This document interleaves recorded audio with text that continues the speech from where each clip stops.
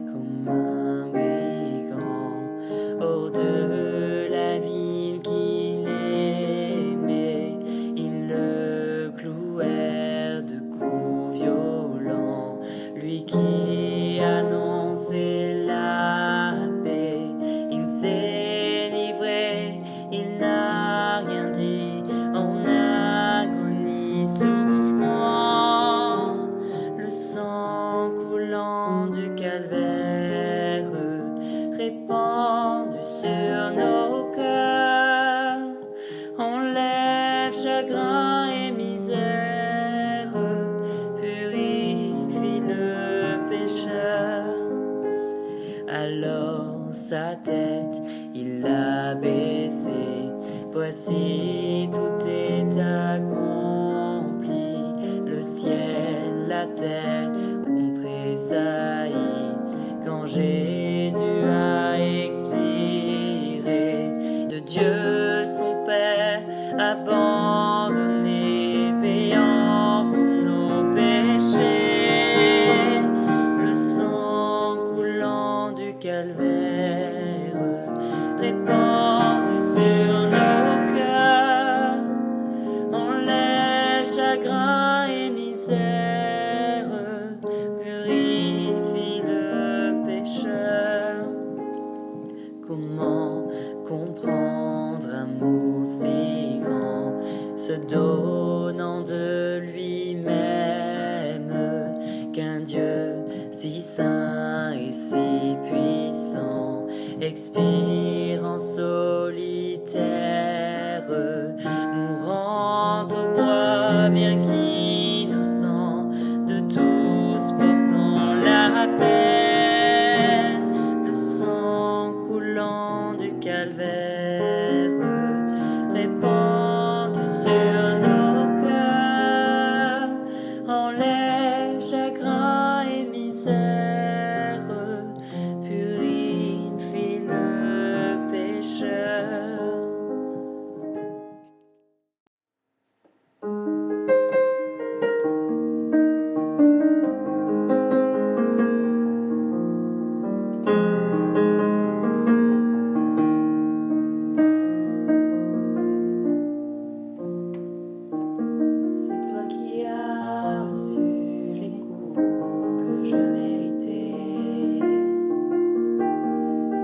qu'est tombée la colère qui me revenait. Et c'est par tes blessures que je suis guérie. C'est par ton sang que je suis libre aujourd'hui. Ce sont tes larmes qui m'ont touché, ta compassion qui m'a lavé. À toi la gloire, la majesté et l'honneur pour l'éternité. C'est toi qui as couvert la honte et ma nudité, de ton amour et ton pardon, de ta vérité. C'est par ton sacrifice que je suis rachetée. Sur la croix tu m'as offert ta liberté. Ce sont tes larmes qui m'ont touché, ta compassion qui m'a lavé. À toi la gloire, la majesté et l'honneur pour l'éternité. C'est toi qui as été trahi et abandonné. C'est toi qui as été brisé pour tous mes péchés. Et ce sont ces mêmes mains que les hommes ont percées, que tu as tendu vers moi pour me relever. Ce sont tes larmes qui m'ont touché, ta compassion qui m'a lavé. À toi la gloire, la majesté et l'honneur pour l'éternité.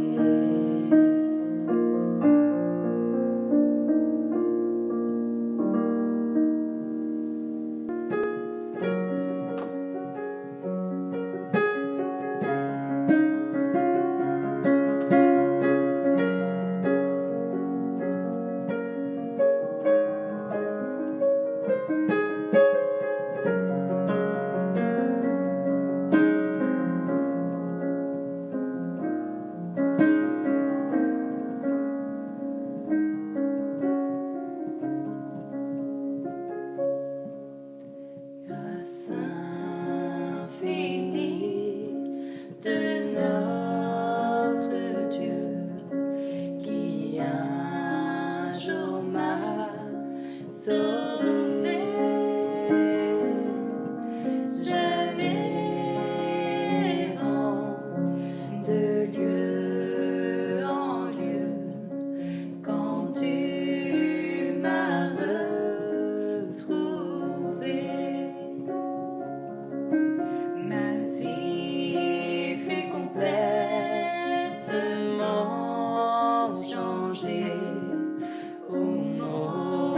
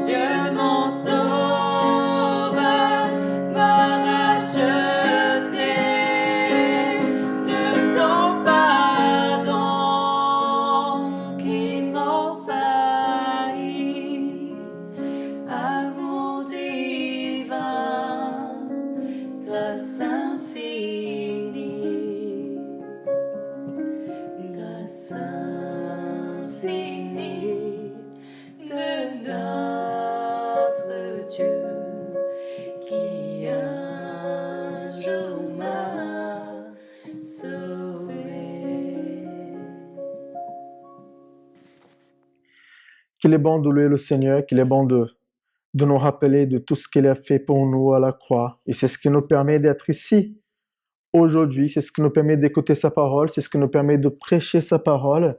C'est ce salut si merveilleux qu'il nous a donné, qu'il a acheté pour un grand prix, mais qu'il nous offre gratuitement.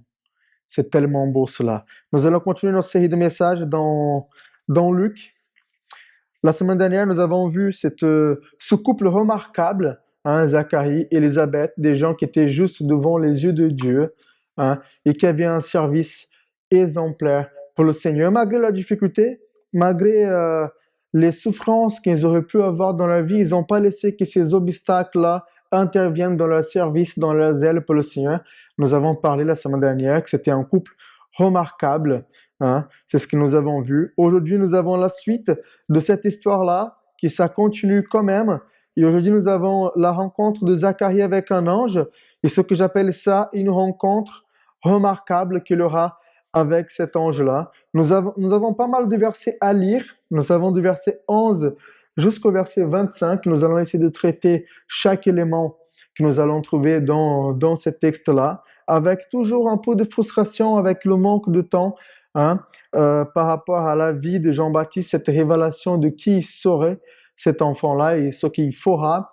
Nous n'avons pas tout le temps d'expliquer chaque chose, et aussi pour le fait que nous allons retrouver encore ces choses à traiter dans les évangiles, donc nous aurons le temps de traiter plus tranquillement ces choses-là plus tard. Je vais faire un petit résumé, un survol sur cette révélation de qui sera cet enfant, ce qu'on va connaître plus tard comme Jean-Baptiste. Et nous allons essayer de trouver des applications pour notre vie, et ce que le Seigneur est en train de nous apprendre par rapport à lui, ce que le Seigneur est en train de nous apprendre par rapport à ce que nous devons faire et comment nous devons vivre pour lui. Merci Seigneur pour sa parole qui nous enseigne et qui nous apprend toujours. Nous allons commencer par cette rencontre qu'il y a avec l'ange, et nous n'allons pas lire tous les versets d'un coup, nous allons suivre les versets 11 jusqu'au verset 13 pour le moment, qui dit « Alors un ange du Seigneur apparut à Zacharie, et il s'y tint debout à la droite de l'autel des parfums. Zacharie fut troublé en le voyant, et la frayeur s'empara de lui. Mais l'ange lui dit, « Ne crains point, Zacharie, car ta prière a été exaucée. Ta femme Élisabeth t'enfantera un fils, et tu lui donneras le nom de Jean. » Donc on voit ici que l'ange, il apparaît à Zacharie. C'est marrant parce que la plupart des commentateurs nous disent qu'il y avait presque 500 ans, plus de 4 siècles, où il n'a pas eu l'apparition d'un ange. Mais à ce moment-là, Zacharie, il voit l'ange devant lui. Et ce qui est marrant, c'est que le dernier à avoir vu, mais dans une vision, pas une apparition directe, c'était aussi le prophète Zacharie, et qui a annoncé, et qui avait vu cet ange-là, l'apparition des anges. Mais là, maintenant, nous allons ce prophète-là, nous allons ce prêtre plutôt, Zacharie, qui voit cet ange qui apparaît. Il est dans le temple, il est dans le lieu saint, il offre les offrandes du parfum, le peuple est dehors, le peuple l'attend, hein? Et à ce moment-là, il voit l'ange qui est là. L'ange apparaît. Il est là, il est à la droite de l'autel, donc au sud, il y en a qui disent ça, donc à gauche plutôt de Zacharie. Et puis j'en passe, hein, toutes les explications, le pourquoi qu'il était à droite, etc. Mais ce qui nous saute aux yeux, c'est le verset 12. L'ange apparaît et se tient debout. Zacharie le voit. Et puis sa réaction, c'est, il a peur. Zacharie fut troublé en le voyant et la frayeur s'empara de lui, nous dit le verset 12. Zacharie est troublé. Quelqu'un disait que lorsque le monde invisible devient tout un coup visible, l'homme est troublé.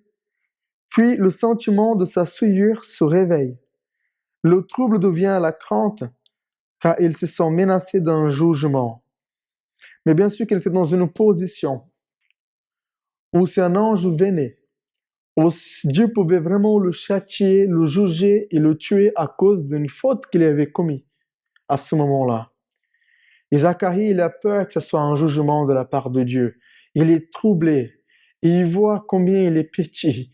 il y a un être céleste devant lui. Et la peur devient normale. Et c'est tout à fait normal, on voit dans la parole de Dieu qu'il y a plein de personnes, moi, les personnes qui ont eu l'occasion de voir un ange ou une expérience comme ça là, ils sont troublés, ils ont peur, ils ont peur. Mais l'ange vient avec une parole de consolation.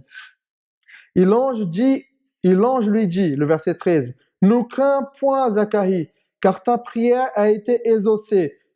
Ta femme Élisabeth t'enfantera un fils, et tu lui donneras le nom de Jean. » L'ange, il dit clairement à Zacharie, mais c'est pas pour un jugement que je suis là. Ne crains point, Zacharie. Le mot craint ici, c'est vraiment le mot qu'on trouve en grec phobio, d'où ça vient le mot phobie. Pas de phobie, Zacharie. Je suis pas là pour te juger, pour te châtier ou quoi que ce soit. C'est ce qu'il dit ici. Je viens là parce que ta prière a été exaucée. Ta femme Élisabeth t'enfantera un fils et tu lui donneras le nom de Jean. Bien sûr qu'ici, la question qu'on se pose, c'est est-ce que Zacharie, à ce moment-là, était en train de prier pour qu'il puisse avoir un enfant? Les gens se partagent dans quelle réponse de prière et il nous parle cet ange-là. Et dans la conjugaison grecque que nous trouvons ici, les gens même sont partagés. Ils ne savent pas si là, le temps aoriste que nous trouvons ici, dans le temps grec, ça veut dire vraiment une prière habituelle qu'il avait fait, ou qu'il faisait souvent, ou c'était une prière ponctuelle qu'il venait de faire.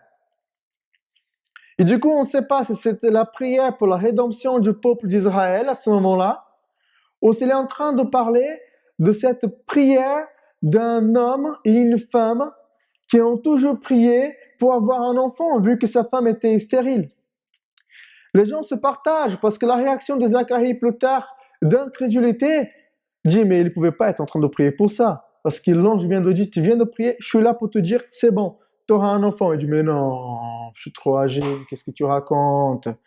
Donc la réaction de Zacharie apparemment ne pourrait pas coller, mais d'autres diront, mais dans Actes des Apôtres, les gens sont en train de prier pour que l'apôtre soit libéré de la prison et quand il frappe à la porte, les gens ils ont peur, ils disent c'est pas possible, il est en train de prier pour qu'il vienne, mais ça ne peut pas être lui. Donc l'incrédulité, quand Dieu répond à notre prière, c'est pas quelque chose de très étrange que nous trouvons ici. Mais en tout cas, apparemment, d'autres qui vont pas trop se mêler, apparemment ils vont dire, franchement, ça peut être les deux. Il priait, il avait déjà prié. On suppose qu'il avait déjà prié pendant longtemps pour avoir un enfant, parce que sa femme était stérile. En même temps, qu'à ce moment-là, autant qu'il prêtre, il ne vivait pas là en train de prier pour lui-même, c'était pour le peuple. Et donc Jean, l'annonce de la naissance de Jean, c'est une réponse à la prière pour la stérilité de sa femme et pour la joie de ce couple, en même temps que c'est la réponse à la prière parce que Jean vient que ceux de Christ pour préparer le chemin, pour préparer le peuple pour recevoir le salut. Donc apparemment, ça pouvait être l'accomplissement des deux choses. Il ne faut pas trop se mêler, si les deux choses sont possibles, on les prend, les deux. Mais il y a la possibilité que ce soit la prière pour l'enfant, soit la prière pour la rédemption du peuple d'Israël. Et Jean-Baptiste vient comme l'accomplissement de ces choses-là. Ta femme Élisabeth t'enfantera un fils, il va s'appeler Jean. Là, c'est Jean, j'avais noté que c'est la forme grecque du nom hébraïque Jonathan. Donc littéralement, l'Éternel a fait grâce. Jean va arriver pour prêcher cette bonne nouvelle, va préparer le chemin de celui qui vient plein de grâce pour sauver tous ceux qui croient en lui. Quelqu'un disait que le choix du nom incombait au Père, que Dieu assume ce rôle et le signe qu'il place l'enfant sous sa responsabilité directe. Sous sa responsabilité directe. Dieu même a choisi la naissance et le prénom de l'enfant. Jean-Baptiste faisait partie du plan de Dieu. Il venait, il faisait partie de l'histoire de la rédemption. l'ange va leur annoncer à Zacharie hein, qu'il va avoir un enfant et que le nom sera Jean. Et puis maintenant, il va décrire dans les versets qui suivent hein, quelques aspects de la personnalité de Jean. Hein. Et nous voyons aussi que la description de Jean-Baptiste, nous montre que ce sera un enfant remarquable. Nous avons vu que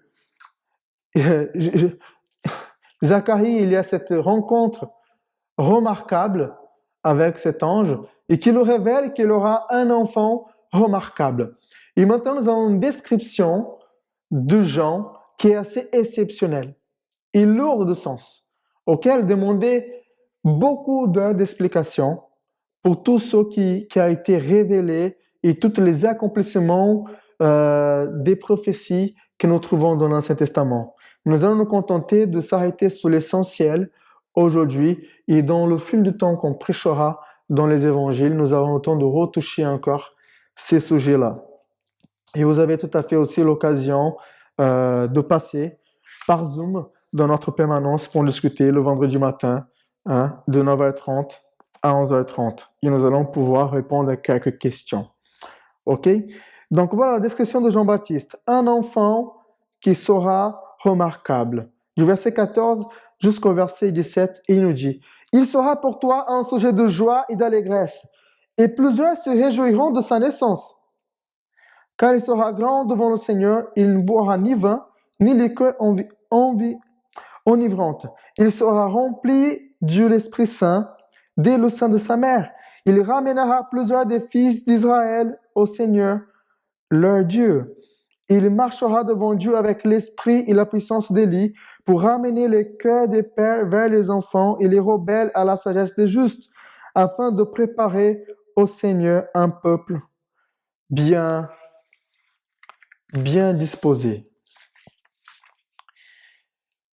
Il sera pour toi un sujet d'allégresse, un sujet de joie et de l'allégresse. Plusieurs vont se réjouir de sa naissance.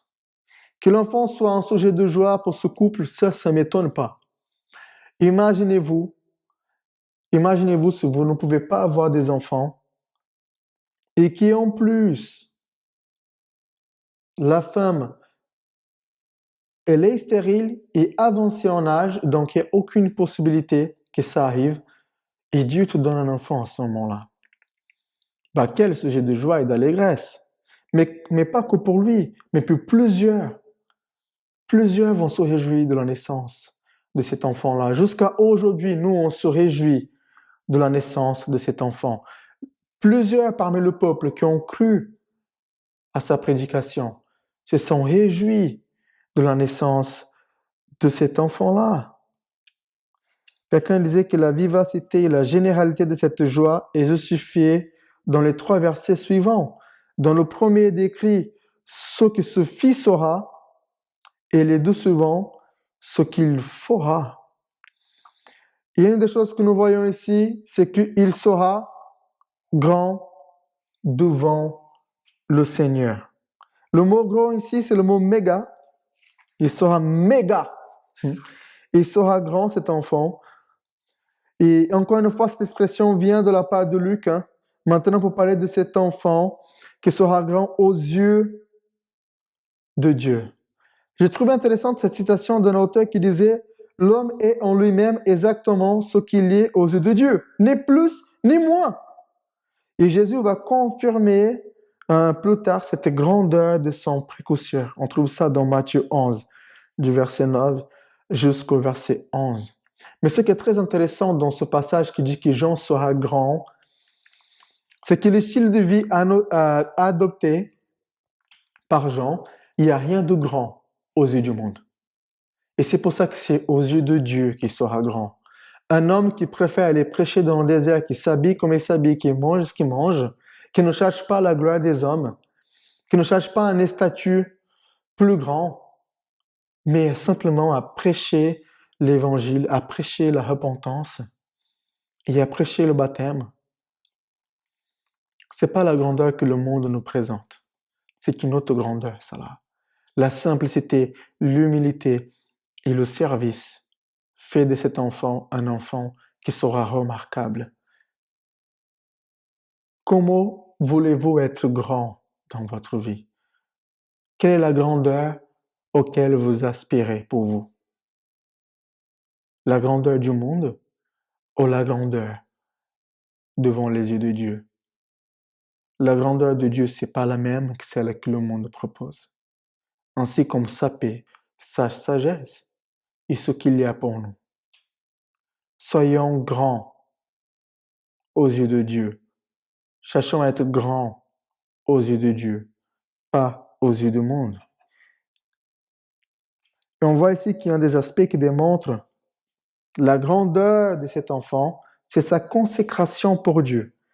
Il ne va boire ni vin, ni liqueur enivrante. On a d'autres exemples dans la parole de Dieu où d'autres hommes, d'autres enfants, depuis sa naissance, a été consacré entièrement pour Dieu. Et si nous avons apparemment le vœu de Nazaria, il sera peut-être un Nazaréen, Jean-Baptiste, mais ça demande de la discussion aussi. Nous avons quelques exemples. Par exemple, nous avons l'exemple de Samson dans Juge 13, versets 4, 5 et 7. Mais maintenant, prends bien garde, ne bois ni vin, ni liqueur forte, et ne mange rien d'impur. Car tu vas devenir enceinte, et tu enfanteras un enfant. Le rasoir ne passera point sur sa tête, parce que cet enfant sera consacré à Dieu dès le ventre de sa mère. Et ce sera lui qui commencera à délivrer Israël de la main des Philistins. Verset 7 qui nous dit, mais il m'a dit, tu vas devenir enceinte, et tu enfanteras un fils. Et maintenant, ne bois ni vin, ni liqueur forte, et ne mange rien d'impur, parce que cet enfant sera consacré à Dieu dès le ventre de sa mère jusqu'au jour de sa mort. Donc on voit ici un vœu de Nazaréen qui était de sa naissance jusqu'à sa mort. Il y en avait d'autres qui étaient juste pour un temps déterminé. Quelqu'un dit, voilà, je vais pendant 1 an. Et puis, on se remet en place ce régime qui était restreint à ce qu'on doit manger, à ce qu'on doit boire. Mais il y a quelque chose de différent entre Jean-Baptiste et Samson ici. Et puis, Samson, c'est un bon exemple parce que quand on parle de Samson, on se rappelle de quoi? Forcément, on se rappelle de ses cheveux. Donc, Samson ne pouvait pas se raser la tête. Or, ici, Luc ne nous dit rien par rapport à ça. Est-ce qu'il doit se raser la tête ou pas? D'autres diraient, c'est sûr qu'il avait ce vœu de Nazaréa, c'est juste que Luc n'a pas voulu embêter les païens avec ces détails religieux juifs. Mais nous ne pouvons pas savoir. En tout cas, ça mène le doute. Est-ce qu'il était vraiment nazaréen ou est-ce qu'il était simplement restreint de boire du vin et de l'alcool? Un autre exemple que nous avons, c'est Samuel 1, verset 11, qui nous dit, elle a fait le vœu suivant, l'Éternel, maître de l'univers, si tu consens à regarder la détresse de la servante, si tu te souviens de moi, si tu n'oublies pas ta servante et lui donnes un fils, je le consacrerai à l'Éternel pour toute la durée de sa vie, et le rasoir ne passera pas sur sa tête. Dans ces 3 cas que nous avons ici, autant Samuel, autant Samson, et autant notre cher Jean qui va naître, les 3 femmes qui donnent naissance, les 3 femmes étaient stériles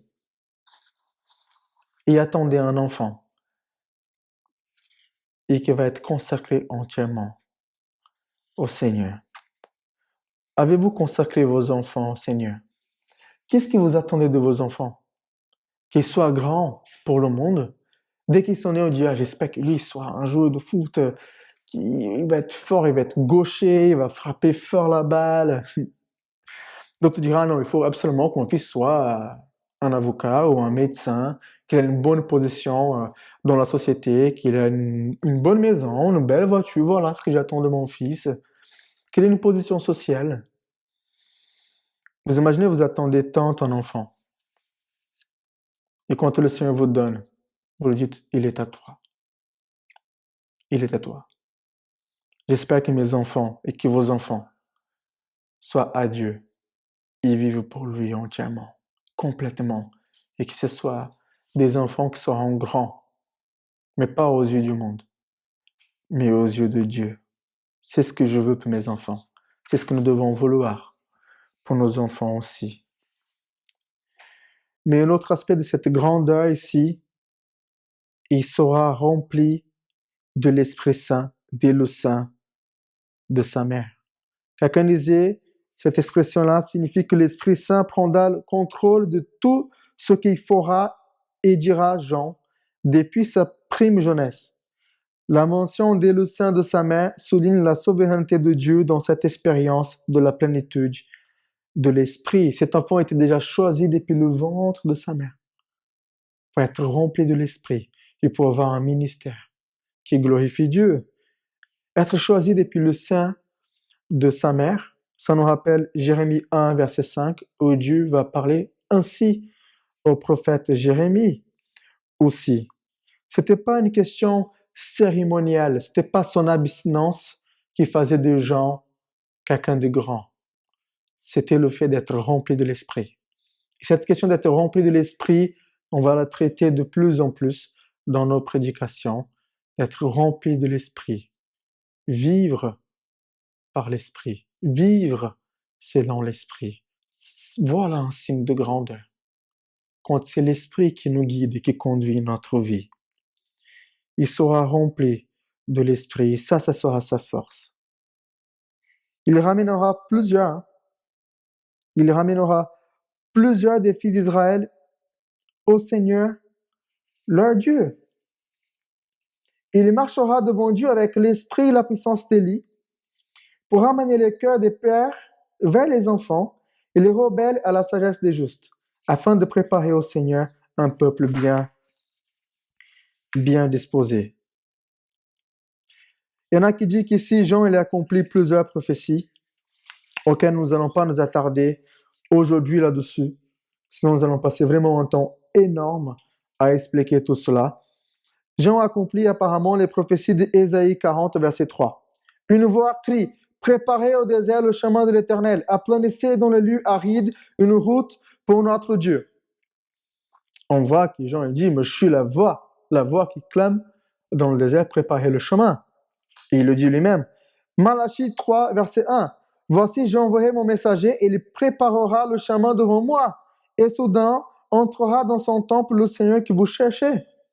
Et le messager de l'alliance que vous désirez. Voici, il vient, dit l'Éternel des armées. Dans Luc 3, versets 4 à 6, nous allons voir plus en détail, j'espère, encore les détails de ces prophéties-là. Une autre prophétie qui est pour apparemment accomplir, quand il dit pour amener les cœurs des pères vers les enfants, et c'est là qu'il y a tout un débat, c'est dans Malachie 4, verset 6, il ramènera le cœur des pères à leurs enfants et le cœur des enfants à leurs pères, de peur que je ne vienne frapper le pays interdit. Donc, les gens, ils sont partagés par rapport à ça. Il y en a qui dit vraiment que Jean-Baptiste, il a accompli cette prophétie, et d'autres qui disent qu'il aurait pu accomplir cette prophétie-là si les gens avaient cru en lui et en Jésus. Et apparemment, dans Matthieu 17, de 10 au verset 13, Jésus parle qu'il était l'Élie qui est venu, mais comme les gens n'ont pas cru en lui, ont fait de lui ce qu'ils ont voulu, et pareil avec le Fils de l'homme, et du coup, cette prophétie n'est pas accomplie, parce que quand Élie viendra, il va rétablir toutes les choses. Et d'autres préfèrent croire vraiment que la référence que nous avons ici dans Malachie sert juste pour nous montrer que Jean a ce rôle de réconciliation, de médiateur, et qui va préparer le peuple de Dieu pour ce grand jour où ils vont rencontrer celui qui va les sauver. Donc le rôle de préparer le peuple pour le message de Christ. Donc comme j'ai dit, je ne vais pas entrer dans tous les détails, c'est passionnant en même temps que c'est complexe et il nous manquerait de temps pour tout expliquer. La phrase qui dit « Et les rebelles à la sagesse des justes », on voit que dans Malachie, dans la prophétie de Malachie, il ne parle pas de ça, hein. Il parle plutôt des pères aux fils, des fils aux pères, etc. Mais ici, les rebelles, c'est vraiment les gens, hein, qui ne vont pas, se convertir, hein, et qui vont refuser d'obéir et de croire à la vérité. Donc les rebelles, et c'est pour ça qu'il y a le côté de ramener. Le mot ramener a été trouvé plusieurs fois, hein, dans le Nouveau Testament, lié, ce verbe-là lié à la conversion. Donc le rôle de Jean-Baptiste, c'est sa prédication de repentance qui fait que les rebelles, ceux qui ne veulent pas croire à la vérité, qui ne veulent pas se convertir, puissent se convertir, hein, et arriver à la connaissance de la vérité et puis dans la voie de la sagesse et de la justice.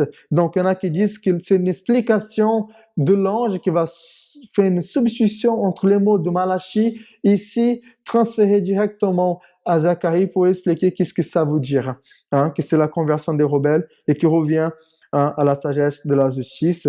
Comme je dis, je ne m'attarde pas trop là-dessus. Mais ce que nous avons, c'est que Jean, il va préparer au Seigneur un peuple bien disposé, afin de préparer au Seigneur un peuple bien disposé. Et c'est pour ça que cet enfant va naître. Et c'est pour ça qu'il sera la joie pour ses parents, la joie pour plusieurs de la nation. C'est pour ça qu'il sera rempli de l'esprit, choisi de le ventre de sa mère. C'est pour ça que c'est Dieu même qui choisit son prénom. C'est pour ça qu'il sera grand aux yeux de Dieu, parce qu'il va préparer le chemin, il va préparer les gens à être bien disposés. Il va préparer le peuple pour le Seigneur, pour Jésus. Et nous avons le témoignage du peuple même qui parle de lui. Regardez ce témoignage dans Jean 10, verset 41 et verset 42. Beaucoup de gens virent à lui et disaient, Jean n'a fait aucun miracle, mais tout ce que Jean a dit de cet homme était vrai. Jean n'a fait aucun miracle, mais tout ce que Jean a dit de cet homme était vrai. Il y en a qui disent, mais comme Élie, lui, il a fait plein de miracles. Et on le trouve, mais il a prêché avec audace, il a prêché avec zèle. Et c'est pour ça qu'on voit aussi ces deux prophètes qui se ressemblent énormément dans la façon de faire. Il n'y a pas d'acception de personne, il n'y a pas de favoritisme. Si je dois dénoncer que toi, t'es roi, mais peu importe, t'es dans le péché, je te le dis, t'es dans le péché. Et ainsi comme Élie a fait pareil. Mais les gens disaient qu'il n'a fait aucun miracle, ce qui démontre ici déjà, hein, ce qui démontre tellement que la puissance et la grandeur de Dieu n'est pas forcément liée au miracle. Et moi, je vais encore plus loin. Être grand devant Dieu, être rempli de l'Esprit, plus que faire de miracles, c'est de Dieu coudre la vérité de la part de Christ. Par rapport à Christ. On voit aujourd'hui dans le monde et dans le monde évangélique, malheureusement, plein de personnes qui font des miracles, mais qui racontent des mensonges par rapport à la personne de Christ et qui ne prêchent pas la vérité. Jean n'a fait aucun miracle. Quand j'étais jeune, je me rappelle, il y en a toujours, hein, dans mon pays, les gens qui parlaient des générations. Ah, nous sommes dans la génération de Jean-Baptiste. C'est la génération de Jean-Baptiste maintenant. Et puis, quand on parlait de la génération de Jean-Baptiste, et qu'on était la génération de Jean-Baptiste, l'on priait pour faire des miracles, et pour faire des choses exceptionnelles. Alors, Jean-Baptiste n'a fait aucun miracle. Ce n'était pas cohérent de notre part. Le manque de connaissance de la parole de Dieu. Mais la génération de Jean-Baptiste, c'est celle qui prêche, hein, la repentance, le pardon de péché. Et tout ce qu'il a dit par rapport à Christ était vrai. Et le verset 42 nous dit, et dans celui-là, plusieurs crurent en lui, en Christ. Parce que Jean avait préparé et disposé le cœur des gens à travers sa prédication. Plusieurs ont cru en Jésus plus tard.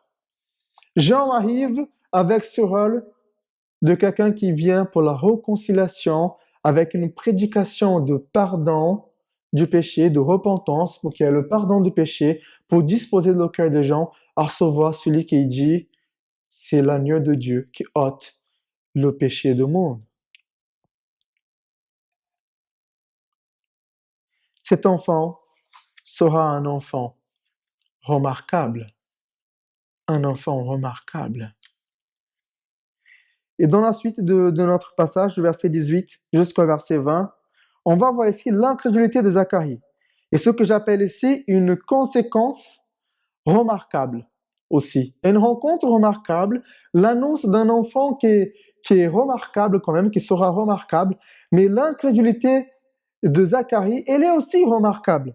Il aura une conséquence remarquable à ce moment-là. Verset 18, Zacharie dit à l'ange, à quoi reconnaîtrai-je cela? Car je suis vieux et ma femme est âgée en âge. L'ange lui répondit, je suis Gabriel, je me tiens devant Dieu. J'ai été envoyé pour te parler, pour t'annoncer cette bonne nouvelle.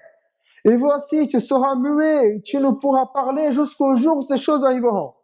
Parce que tu n'as pas cru à mes paroles qui accompliront en leur temps. Devant cet ange qui annonce des choses merveilleuses, cet ange est en train d'annoncer des choses impossibles à la vue des hommes. La réaction de Zacharie, des fois, c'est la nôtre aussi. Est-ce que c'est vrai? Parce qu'humainement parlant, quand même, c'est chaud. Et je note ici quelques aspects dans ces contenus que nous venons de lire. La première chose, c'est la logique humaine. La logique humaine nous empêche, notre logique à nous, nous empêche de croire aux choses surnaturelles de Dieu, aux miracles de Dieu dans notre vie. On a l'impression ici que l'ange ne savait pas que Zacharie était âgé et que sa femme était âgée aussi. L'ange dit, mais on a entendu ta prière, t'auras un enfant. Il lui dit, mais non, mais je suis vieux, ma femme aussi, elle est vieille, on est tous les deux âgés, mais tu te rends compte? C'est pas possible. Et là, t'as l'ange qui dit, mais mince, je veux juste venir plus tôt à l'heure. Mais j'avais zappé ça, qu'à un certain âge, les humains, ils peuvent plus avoir des enfants. Moi, je peux pas savoir, tu sais. Nous, on se reproduit pas, nous, les anges, tu sais. Donc, à ce moment-là, je suis plus rien, je peux pas savoir. Et puis, tu me diras pas non plus que ta femme est stérile. Si, elle est stérile. Oh, mais là, franchement, là, je peux rien faire pour toi. Dieu m'a envoyé, mais bon. Mais n'importe quoi. Dieu, il est au courant qu'il y a des choses qui sont impossibles pour les hommes. Ça ne fait pas ça de lui un Dieu qui ne peut rien faire. La logique humaine, la limitation de l'homme n'empêche pas les miracles de Dieu. Il n'empêche pas que Dieu accomplisse ses plans. Jamais.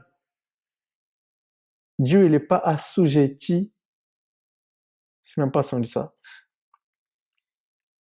à la logique et à la limitation du temps et de l'homme. Si on s'arrête un peu pour réfléchir, nous avons devant nous, jour après jour, on vit avec un miracle de Dieu dans notre vie. Regardez votre salut. Est-ce qu'il y a quelque chose de plus impossible pour l'homme que d'être sauvé? Pourtant Dieu, il nous a sauvés. Voilà le miracle qui devrait nous faire croire sur parole à toutes les promesses de Dieu, à croire à Dieu sur parole, même si les choses semblent impossibles pour nous. Il y a peut-être tant de choses dans votre vie qui vous dites c'est trop tard, c'est impossible. Je ne pourrai jamais vivre ça.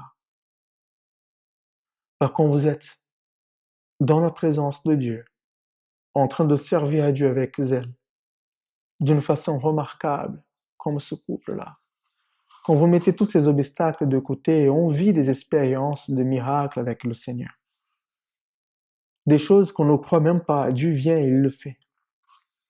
C'est peut-être la conversion d'un de nos enfants, de quelqu'un de notre famille. Le ministère, c'est un miracle pour les pasteurs. Moi, je ne crois pas une seule seconde encore que Dieu m'a choisi pour prêcher sa parole. D'être dans ce pays-là, avec la famille que j'ai. Je vis les miracles de Dieu jour après jour dans ma vie. Et rien n'est impossible à lui. Et les logiques humaines ne peuvent pas l'arrêter. C'est pour ça que des fois, on passe trop de temps à essayer d'expliquer des miracles. Expliquer des miracles. J'avais noté que Zacharie allait vivre ce qu'il avait connu d'entendre parler ou même de lire. Ça nous appelle à cette histoire de qui? L'histoire d'Abraham et son épouse. Ils ne pouvaient pas avoir d'enfant, avancer en âge, et puis un enfant de la promesse et un miracle. Il y a des choses que nous lisons dans la parole de Dieu, et d'autres qu'on entend parler, qu'on dit, ouais, mais bon, mais pour moi, non. Zacharie allait vivre ça dans sa vie. C'est merveilleux d'avoir un Dieu qui fait grâce et qui nous permet d'avoir des expériences comme ça avec lui. On voit ici aussi l'identité de cet ange-là. Ce que je ne vous ai pas dit, c'est qu'au début, il y a d'autres traductions qui disent l'ange de l'Éternel, et des fois associé directement à Jésus dans l'Ancien Testament et dans d'autres apparitions. Mais le manque de l'article ne veut pas dire ça. Ça veut dire que maintenant, dans nos passages, nous avons Gabriel qui dit qui il est. Donc Gabriel, l'ange lui a répondu, je suis Gabriel, littéralement homme fort de Dieu. Il dit, je me tiens devant Dieu, j'ai été envoyé pour te parler et pour t'annoncer cette bonne nouvelle. Et là, on trouve le mot évangile ici. L'ange est venu pour le parler et pour l'annoncer cette bonne nouvelle. Lui, il avait la crainte. Il disait, ouh là là, mais qu'est-ce qui va se passer? Je vois un ange devant moi, je vais être plutôt jugé. L'ange dit, non, je suis là parce qu'il y a la réponse à ta prière, j'ai de bonnes nouvelles pour toi. Même si tu ne crois pas trop à ce moment-là. Cette expression rappelle le protocole des cours orientales. J'ai trouvé cette citation intéressante. Seuls les plus hauts fonctionnaires avaient le droit de se tenir devant le souverain. Les autres, s'ils étaient admis en sa présence, ils devaient se prosterner devant lui et nous révéler leur visage, que si le roi les invitait à le faire. Ce détail montre que Gabriel était un ange d'un rang supérieur, admis au conseil du Très-Haut.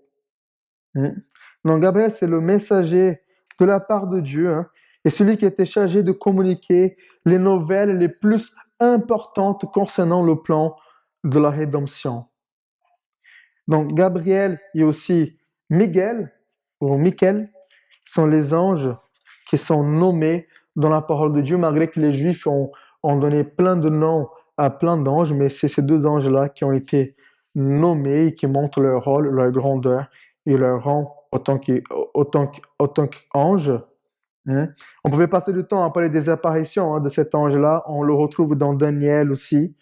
Mais aussi, on va le retrouver dans Luc, chapitre 1, verset 26, qui se sera prêché la semaine prochaine par Florent. Le même ange qui vient annoncer la naissance de Jésus.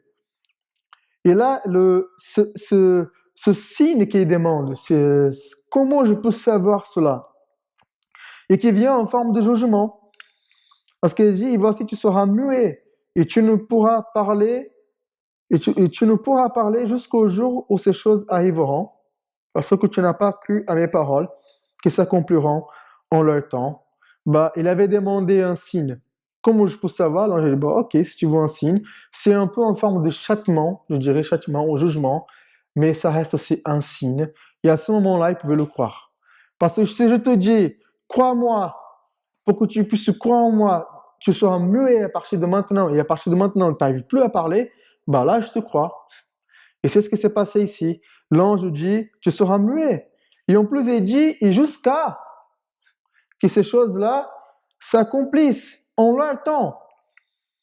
Il est muet maintenant, et même dans un temps qui était établi et limité par l'ange.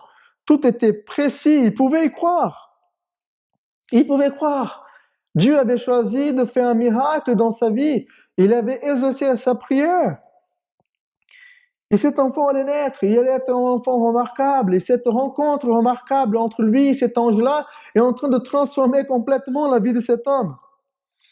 Complètement la vie de cet homme-là. il va sortir de cette rencontre maintenant, et il aura un changement remarquable.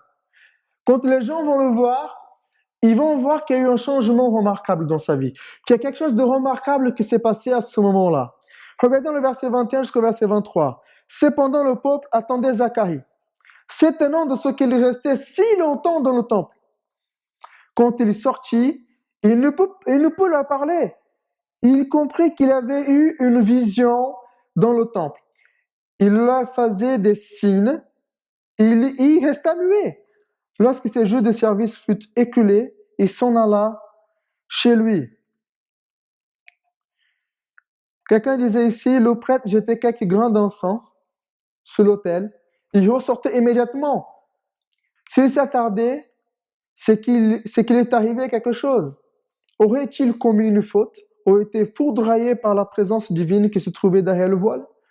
Dans ce cas, leur prière n'était pas non plus agréée. Donc, c'est l'étonnement les gens, ils sont étonnés, parce que normalement, il fallait faire vite. Il ne fallait pas prendre trop de risques. Si on connaissait à peu près l'Ancien Testament, là, on pouvait savoir que si des accidents pouvaient arriver. Il fallait être prudent. Il fallait faire vite. Il ne fallait pas trop s'attarder à cet endroit-là. Donc, les gens, ils étaient étonnés. Ils étaient étonnés. Mais cependant, le peuple, ils attendaient. Mais le verset 22, il dit, quand il sortit, il ne peut parler. Déjà, il sort. Donc, c'est déjà très bien le fait qu'il soit sorti.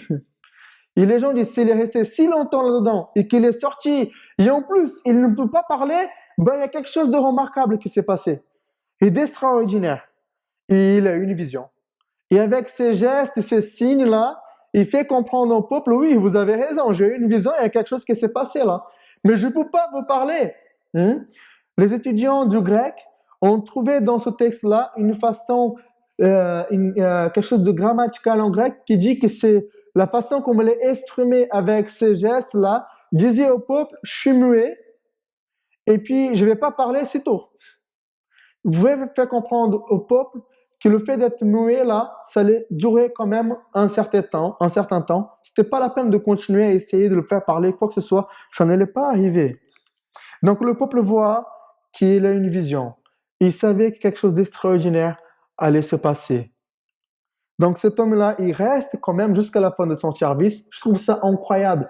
Je viens de faire mon service, je viens de voir un ange. Il vient de m'annoncer des choses incroyables. Je viens d'avoir un signe de sa part, même si c'est aussi un châtiment.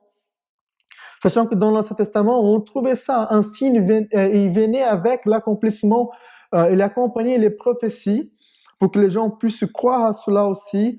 Donc, ce n'était pas étrange. D'autres hommes qui ont eu les promesses de Dieu ont aussi douté, ont aussi demandé un signe, mais lui, il est bon, il a eu son signe, et lié avec une sorte de châtiment de sa part parce qu'il n'a pas cru. Mais quand même, il finit son service. Il va jusqu'au bout. C'est remarquable, cet homme-là. Malgré tout ce qu'il est en train de vivre, il va finir quand même, il pouvait dire, écoute les gars, je vous fais des signes en disant, je me barre. Je viens de voir des choses extraordinaires et là, je rentre chez moi, il faut que je raconte ça à ma femme. Non, il finit son service. Et il finissait ce qu'il avait commencé, ça c'est incroyable. Ça c'est un exemple pour nous aussi. Finissons notre service devant le Seigneur. Malgré que ce soit un homme juste et remarquable, aussi il a douté. Et ça nous arrive même en étant juste devant le Seigneur, même en étant des gens qui font un service avec du zèle pour le Seigneur. Quand le Seigneur nous annonce des choses merveilleuses, des fois ça nous arrive de douter de lui, que le Seigneur nous pardonne et qui vient au secours de notre incrédulité. Et il rentre chez lui, il va voir sa femme. Et on voit maintenant l'accomplissement des paroles de cet ange-là, de Gabriel.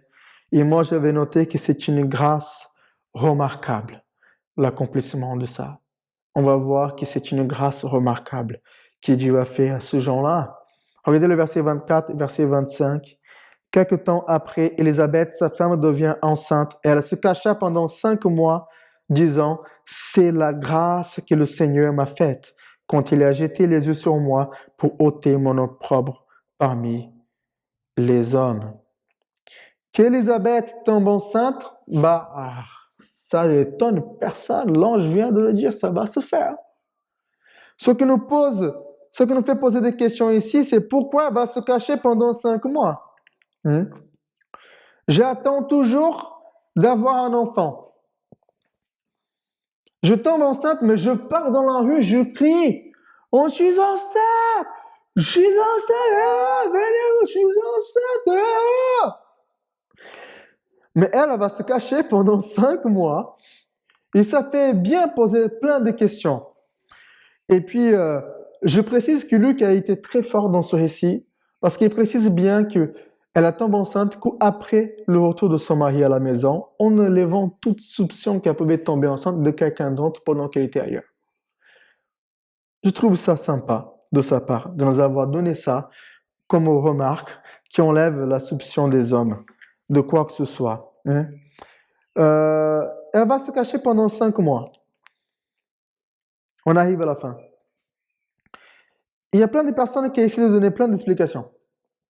Et puis je vous partage tout simplement les explications parce qu'elle ne nous a pas dit le pourquoi de ces 5 mois-là. Par exemple, Origène a dit, Origène pensait qu'elle a éprouvé une sorte de honte de devenir mère à un âge si avancé. Donc elle arrivait, elle était âgée, elle disait, je suis enceinte. Ah, la petite fille, elle est enceinte.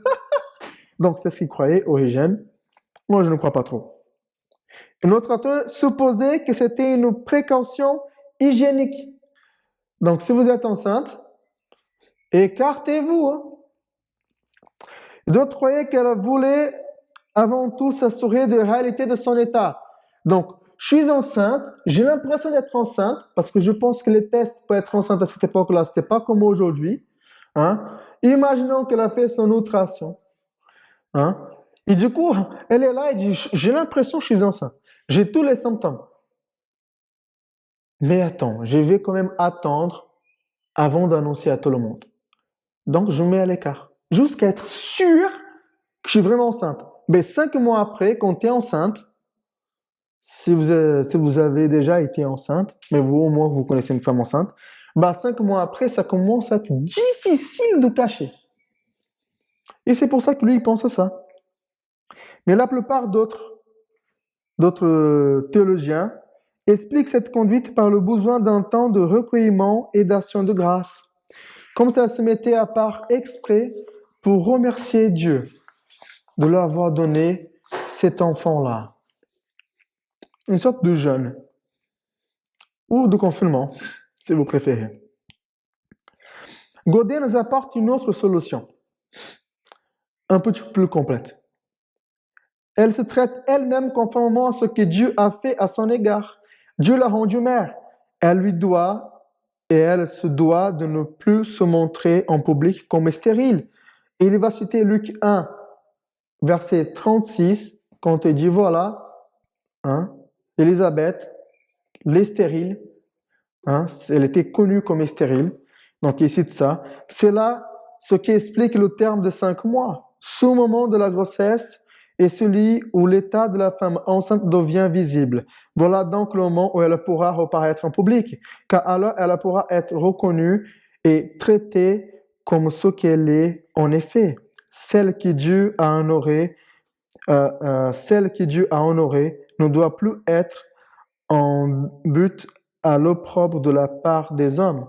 Il y a dans cette conduite un mélange admirable de respect d'elle-même et du respect pour l'œuvre de Dieu. Donc en gros, pour Godet, comme Dieu l'avait enlevé cette honte, elle ne devait pas apparaître encore en public en étant encore connue comme stérile. Elle allait apparaître maintenant en public avec un gros ventre en disant « Arrêtez de dire les stériles parce que Dieu a enlevé cette honte et il m'a donné un enfant, il a fait un miracle dans ma vie. » Mais la grandeur de tout ça, j'avais noté ici, c'est pas le fait qu'elle se cache, indépendamment du pourquoi, on ne sait pas pourquoi, mais c'est sa reconnaissance. Elle a dit ici, c'est la grâce que le Seigneur m'a faite quand il a jeté les yeux sur moi pour ôter mon opprobre parmi les hommes. C'est incroyable comme ce miracle-là dans la vie de ce couple remarquable, cette grâce remarquable que Dieu les fait. À aucun moment, on a ces gens en train de dire, parce que nous sommes des gens remarquables, le Seigneur a fait un miracle dans notre vie, s'il nous a choisis pour être telle personne, pour porter cet enfant remarquable, parce que nous méritons, parce que nous faisons plein de choses. Elle dit, c'est une grâce. Je ne méritais pas, malgré que ce soit une femme juste aux yeux des dieux. Nous avons vu ça, une femme remarquable pour le Seigneur, que son mari aussi. Malgré ça, quand le Seigneur le fait un miracle dans la vie, quand le Seigneur lui donne toute cette merveille, elle a dit que c'est une grâce. Et voilà le comportement que tous les chrétiens devraient voir. C'est une grâce pour chaque chrétien. C'est une grâce. Tout ce que Dieu fait dans notre vie, c'est une grâce. Toute la gloire doit revenir à lui et seulement à lui. Malgré que ce couple soit humble, simple et avec des difficultés dans la vie, les stérilités, avancées en âge, la honte dans la société, tout ce que nous avons vu dans le message précédent, Dieu choisit particulièrement ce couple-là. Don MacArthur disait, Dieu est un Dieu d'un début humble et des gens modestes. Dieu choisit des gens simples, humbles et zélés pour lui, pour accomplir ses plans. Malgré les difficultés de la vie, malgré la simplicité de ce genre-là, malgré tous les impossibles humainement parlant, Dieu les a choisis pour accomplir ses plans. Nous devons faire confiance à ce Dieu de grâce qui établit ses plans et qui nous utilise indépendamment de nos faiblesses. Malgré nos faiblesses, malgré nos fragilités, Dieu nous utilise parce que c'est par sa grâce qu'il le fait. Et il nous appelle à être aussi des gens remarquables, comme ce couple que nous venons de voir, mais que toute la gloire revienne à lui, jamais à nous. Sachez que tout ce que vous avez, c'est par la grâce de Dieu. C'est par la grâce de Dieu. Je vous invite à prier. Merci Seigneur pour cette grâce que tu nous as donnée. Merci pour ce salut aussi merveilleux. Seigneur, nous ne méritons rien. J'en suis reconnaissant, Seigneur, pour tout ce que tu as fait dans ma vie, tout ce que tu as fait dans la vie de chaque personne qui écoute ce message, ce moment. Que nous pouvons et nous devons toujours donner gloire à toi et à personne d'autre. Que la gloire ne revienne jamais à nous et que nous soyons des gens, oui, zélés, remarquables dans cette génération, mais pour ta gloire à toi et dépendant de ta miséricorde, de ta grâce, parce que nous sommes faibles et nous avons besoin de ta force. Au nom de Jésus. Amen. Nous allons finir ce temps ensemble par un chant. Je vous invite juste à lire la parole de Dieu dans Acte 3, versets 13 à 15. Le Dieu d'Abraham, d'Isaac et de Jacob, le Dieu de nos pères, a glorifié son serviteur Jésus, qui vous avait livré et renié devant Pilate, qui était d'avis qu'on le relâche. Vous avez renié le saint et le juste, et vous avez demandé qu'on vous accorde la grâce d'un meurtrier. Le verset 15 qui dit, vous avez fait mourir le prince de la vie, que Dieu a ressuscité des morts. Nous en sommes témoins.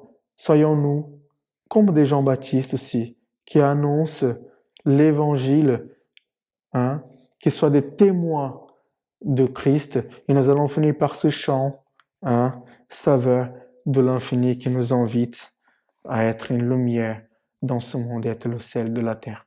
Merci beaucoup. Dieu vous bénisse. Bon dimanche à tous.